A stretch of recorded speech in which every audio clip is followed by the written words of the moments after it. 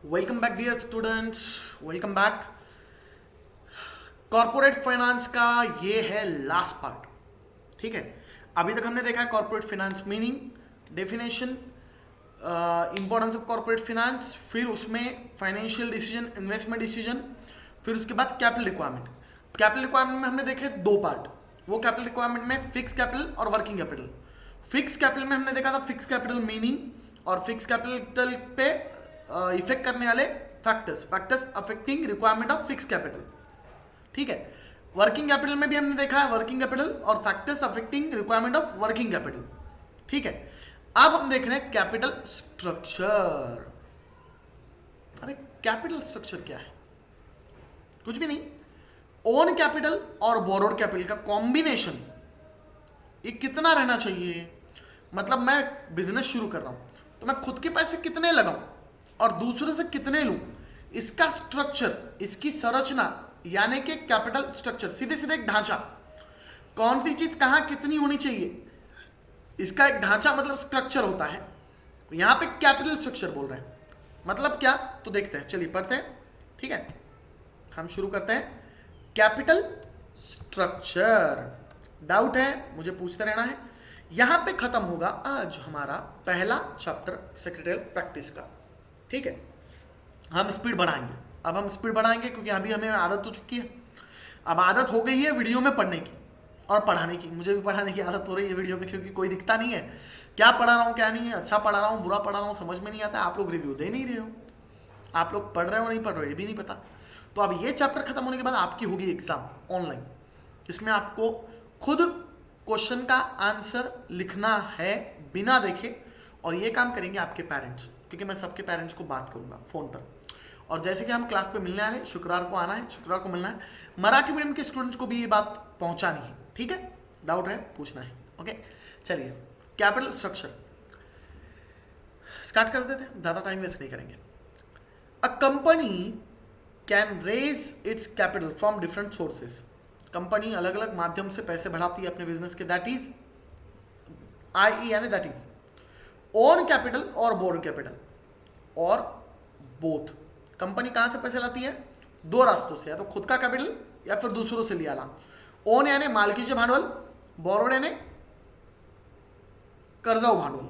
Borrowed को हम कर्जाऊ बोल सकते हैं, यस ठीक है, उधारी लेना, कर्जा लेना। The own capital consist of, own capital में क्या क्या होता है? तो उसमें होता है equity share capital, preference share capital, reserve and surplus.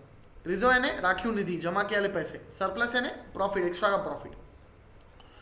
On the other hand borrowed sources are debentures मतलब कर्ज रोखे, लोन्स यानी कि कर्जा। A combination of different sources is used in capital structure. It is nothing but security mix. It is nothing but security mix. Security यानी क्या? कुछ भी नहीं, बाहर से जो कर्जा लेते हैं उस कर्जे के बदले में जो हम पुरावा देते हैं, प्रूफ, हम किससे पैसे लिए तो उसको कोई ना कोई तो डॉक्यूमेंट देते हैं ना, उसको कहते हैं सिक्योरिटी, प्रतिभूति। The document given against the proof against the dept as an proof of dept, as a proof of डेप्ट। ठीक है, हमने डेप्ट लिया, कर्जा लिया, इसका पुरावा, इसका प्रूफ मतलब security. Capital structure means mix up of various sources of funds in desired proportion. Proportion मतलब प्रमाण, जितना चाहिए उतने प्रमाण में मिक्स करना। किसको मिक्स करना? डिफरेंट सोर्सेस को। अब कौन से सोर्सेस को मिक्स करना, क्या मिक्स करना? तो ये वो सोर्सेस है जो ओन और बोरोड कैपिटल दोनों बन के मिले हैं। ठीक है, ठीक है। To decide capital structure means to decide upon the ratio of different types of capital. अलग अलग कैपिटल का रेशियो डिसाइड करना मतलब कैपिटल स्ट्रक्चर। ठीक है, अब है कैपिटल स्ट्रक्चर की definition.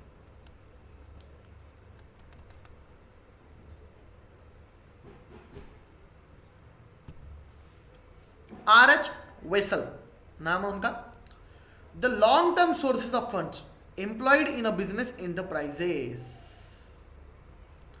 Long term source of funds मतलब ज्यादा समय के लिए इस्तेमाल किया हुआ जो पैसा बिजनेस में लगता है उसको बोलते हैं कैपिटल स्ट्रक्चर। ठीक है, जॉन हैम्पटन इनका कहना है A firm's capital structure is the relation between the debt and equity securities. डेप्ट कैपिटल मतलब ओन कैपिटल, डेप्ट कैपिटल यानी कर्जाऊ भांडवल, और इक्विटी कैपिटल यानी ओन कैपिटल मालकीचे भांडवल. That makes up the firm's financing of its assets. मतलब क्या? ऐसा पैसा जो ओन और बोरोड यानी कि डेप्ट और इक्विटी दोनों है, और वो बिजनेस में लगा है किस लिए? एसेट्स के लिए. यहां पे थोड़ा सा गड़बड़ लग रही है ना कुछ, तो एक मिनट मैं करता हूं उसको ठीक.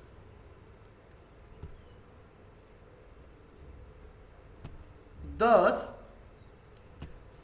capital structure is composed of, compose यानी बनाया गया है, own funds and borrowed funds. Own funds, owned funds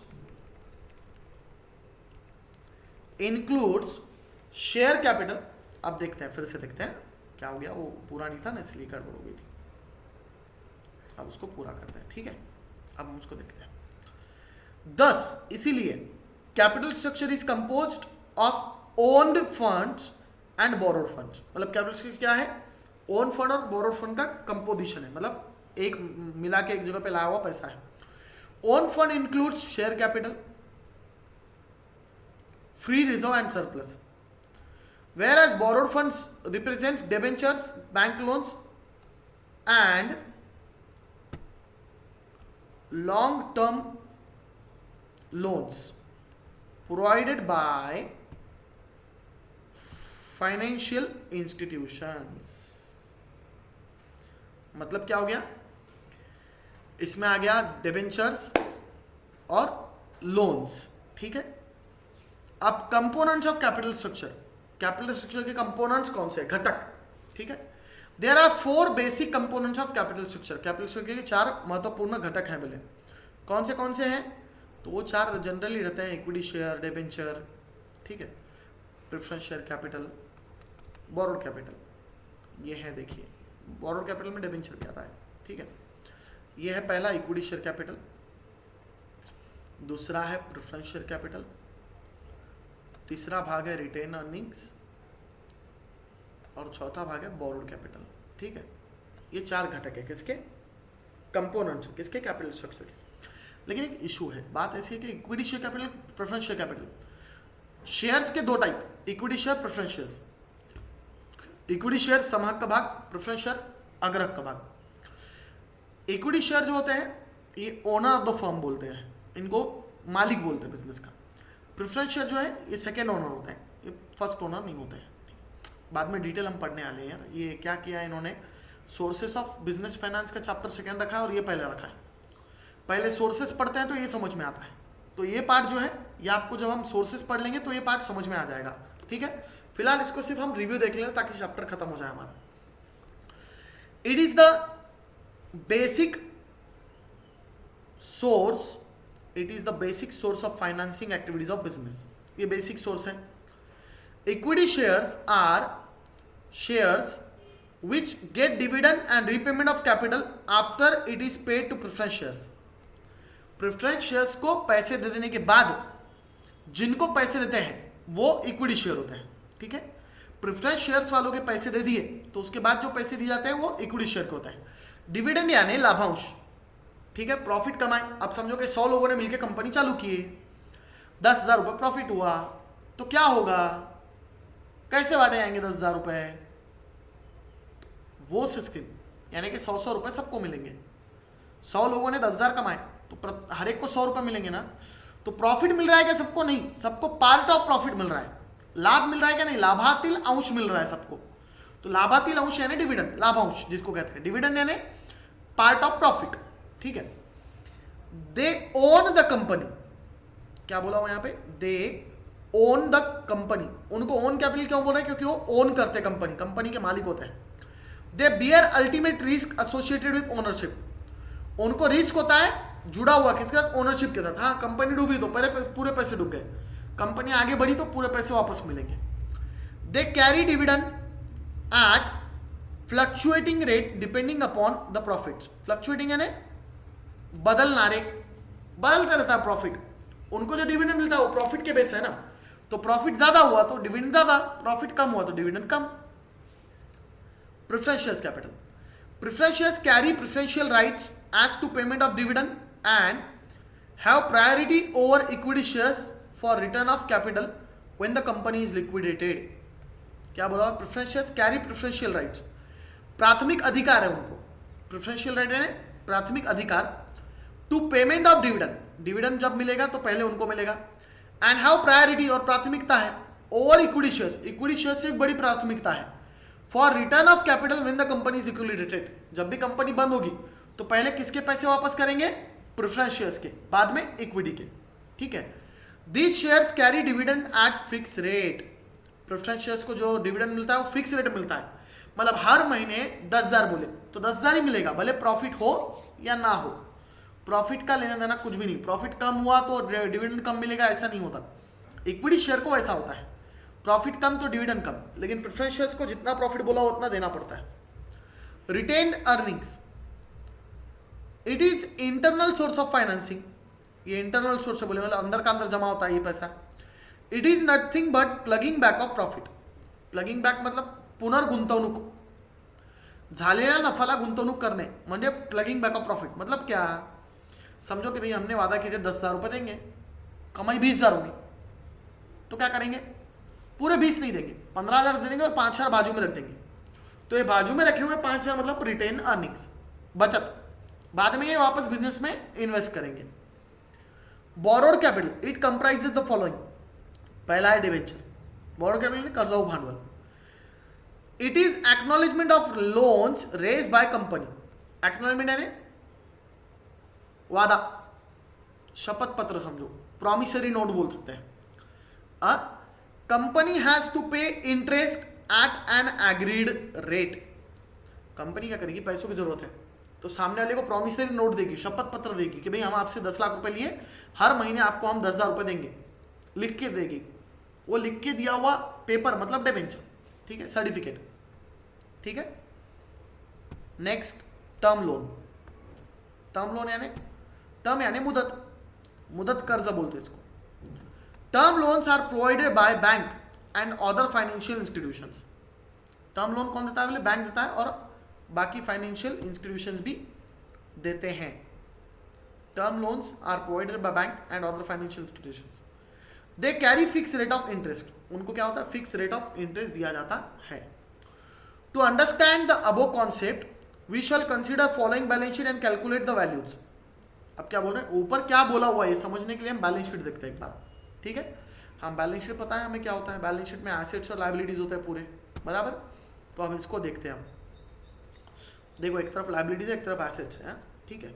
तो हम इन पे नज़र घुमाएंगे, नज़र घुमाते वक्त हम एक चीज़ ध्यान देंगे कि हम पढ़ने वाले क्या क्या है। ठीक है, अब देखो मैं इसको ध्यान से अंडरलाइन कर रहा हूँ।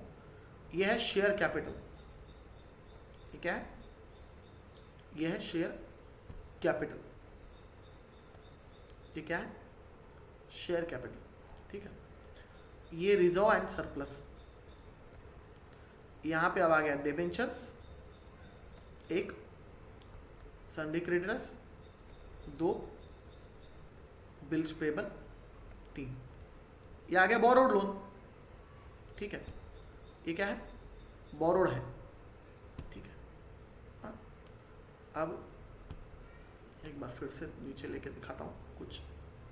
तो अब इनका क्या बोलना है, इनका बोलना क्या है देखेंगे, नीचे देखेंगे, मीनिंग नीचे समझ में आएगा। ठीक है, अब नीचे इन्होंने बताया कैपिटल स्ट्रक्चर मतलब क्या, तो उसमें इन्होंने सन्डी क्रेडिटर्स नहीं लिए और बिल्स पेबल भी नहीं लिए, क्योंकि वो दोनों लायबिलिटी है।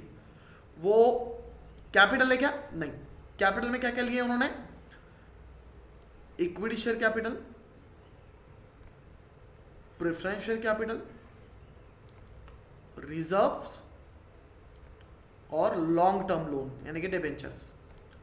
तो अब ऊपर देखेंगे आप अगर जाके, तो equity share capital 1 lakh, preference share capital 5 lakh, reserves 50,000 और डिबेंचर 1 लाख है। देखेंगे क्या ऊपर? एक बार हम ऊपर देखते हैं एक बार। ठीक है, ऊपर हम देखते हैं